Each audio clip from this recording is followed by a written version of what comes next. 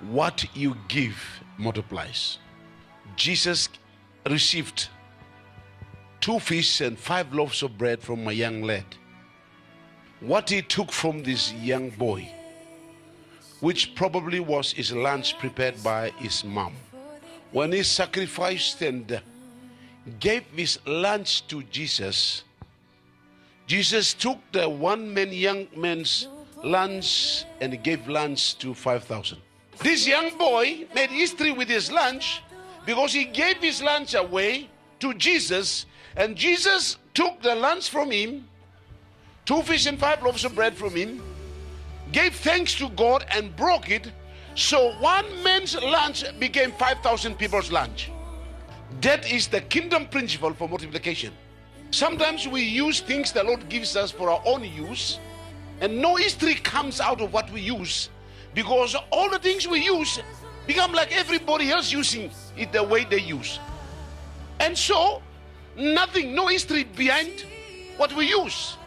But when you use something for the Lord, or something the Lord tells you to do it and you do it, you make history out of what normally men will call it normal or ordinary. Kingdom principles for multiplication. Giving.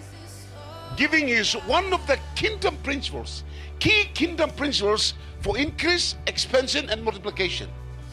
And the idea of giving is not man's idea, or your father's idea, or your mother's idea, your tribesman's idea.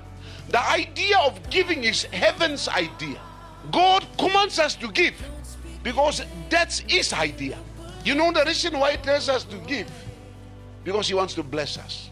Giving is a principle that God uses to bless his people.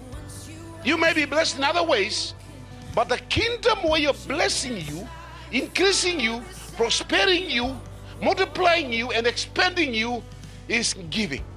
That's why Ethans have known how to give to charity organizations.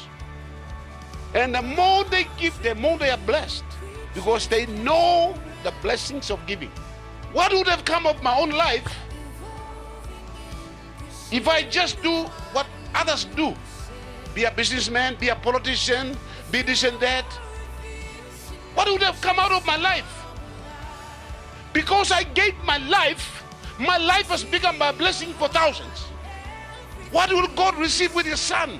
If he set his son on the throne and never gave his son to us, him and his son will be sitting, 2 of them in the throne, and never would have produced many sons. By giving his only son, he has produced many sons for himself. The idea of giving is not man's idea.